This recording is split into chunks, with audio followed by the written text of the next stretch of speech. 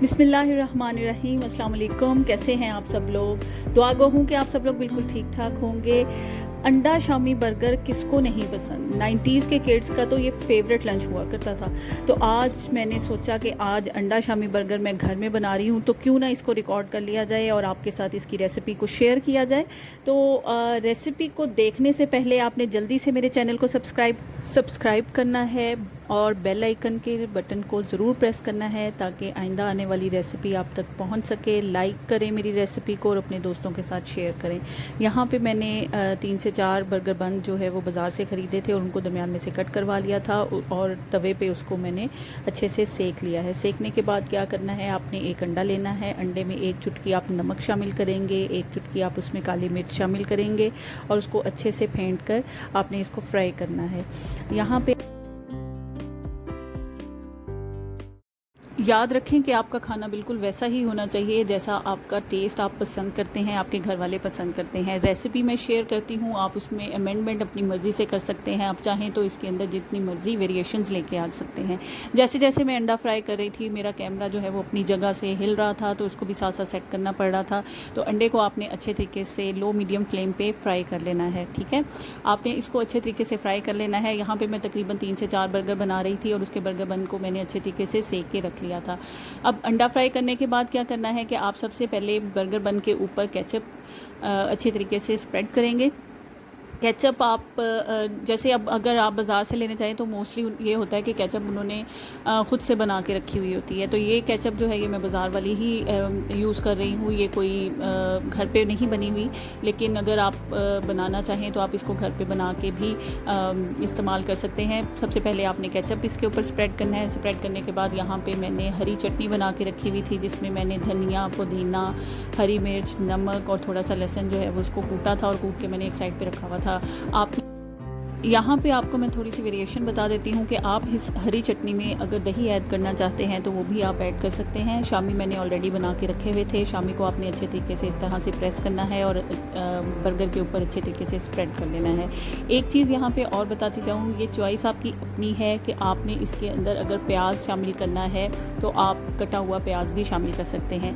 शामी रखने के बाद आपने जो एग फ्राई करके एक साइड पर रखा हुआ था उसको आपने इस तरह से स्प्रेड करना है। स्प्रेड करने के बाद आप इसके ऊपर चाहें तो मायनीज़ भी ऐड कर सकते हैं। मुझे उसका टेस्ट अंडा शामी बर्गर में इतना मज़े का नहीं लगता, तो मैं यहाँ पे ऐड नहीं कर रही।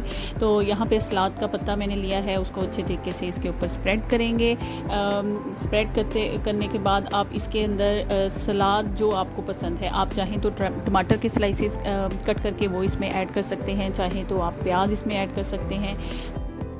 मैं यहाँ पे टमाटर और प्याज का इस्तेमाल नहीं कर रही, मैं सिर्फ स्लाइसेस कुकम्बर के स्लाइसेस कट करके वो इसमें ऐड कर रही हूँ। अगर आपको प्याज और टमाटर पसंद है तो आप इसके अंदर ऐड कर सकते हैं, चॉइस आपकी अपनी है। इसको इस तरह से फिर आपने अच्छे तरीके से प्रेस करना है और इसको बंद कर देना है। आपने मेरी रेसिपी को फुल देखना है क्योंकि ये यहाँ पे एक तरीका तो वो है जो आपने अंडा शामी बर्गर का अभी देखा। अब एक और तरह से मैं आपको अंडा शामी बर्गर बनाना सिखा रही हूँ, इसको ज़रा गौर से देखिएगा। ये वेरिएशन आपको बहुत पसंद आने वाली है। ये बहुत ही मज़े का लगा था और बहुत हमने खाते हुए इसको बहुत इंजॉय किया था। आप देख सकते हैं कि मैंने अभी एक अंडा लिया, अंडे को मैंने अच्छे तरीके से फेंटा, उसमें मैंने नमक और थोड़ी सी काली मिर्च जो है वो शामिल की थी। इसको मैंने फेंटने के बाद तवे पे थोड़ा सा ऑयल डाला। ऑयल डालने के बाद इस तरह से मैं इसको फ्राई कर रही हूँ। अब आपने क्या करना है कि इसको आपने लो मीडियम फ्लेम पे एक साइड से हल्का सा फ्राई करना है। फ्राई करने के बाद अब यहाँ पे एक टर्निंग पॉइंट आने वाला है। वो क्या करेंगे कि आपने जो बर्गर बनाया है उस बर्गर को आपने इसके ऊपर रखना है इस तरह से, और रखने के बाद आप इसको अच्छे तरीके से अंडे के अंदर रैप करेंगे।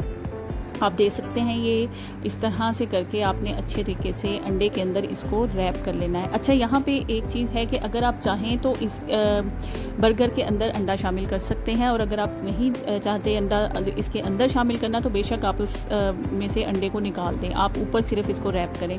इस तरह से रैप करने के बाद आपने इसको अच्छे तरीके से लो मीडियम फ्लेम पे अच्छे तरीके से ब्राउन कर लेना है। लाइट ब्राउन सा जब इसका अच्छा सा कलर आ जाएगा और आपको ये लगेगा कि ये अच्छे तरीके से कोट हो गया है, अच्छे तरीके से पक गया है, तो आपने इस बर्गर को निकाल लेना है एक प्लेट में और फिर केचप के साथ आप इसको खाएंगे। आप यकीन करें आप बहुत इंजॉय करने वाले हैं। आपने मेरी चैनल को ज़रूर सब्सक्राइब करना है, अपने दोस्तों के साथ रेसिपीज़ को ज़रूर शेयर करना है और बेल आइकन के बटन को ज़रूर प्रेस करें ताकि मेरी आइंदा आने वाली रेसिपी आप तक पहुंच सके। आप इस तरह से बर्गर बनाकर ट्राई करें और आप सबको खिलाएं, आपको मज़ा आ जाएगा। और जो आजकल जिंगर बर्गर बन रहे हैं उनको तो आप बिल्कुल भूल जाएंगे। इसका जायका बहुत ही मज़ेदार होता है और सब इसको बहुत इंजॉय करेंगे। वेरिएशंस आप इसमें जितनी मर्ज़ी लेके आएँ। मुझे यहाँ पे आप देख सकते हैं कि एग लाइट ब्राउन हो गया है और अच्छे से फ्राई हो गया है। आपने इसको हर तरफ से अच्छे तरीके से सेक लेना है। उसके बाद आप इस तरह से बर्गर को दरमियान में से कट करें, उसको प्लेट में सजाएं और सबको सर्व करें और इन्जॉय करें। और मुझे दुआओं में याद रखिएगा, अपना बहुत सा ख्याल रखिएगा। न्यू रेसिपी के साथ आपकी खिदमत में फिर से हाजिर होंगी। तब तक के लिए अल्लाह हाफिज़।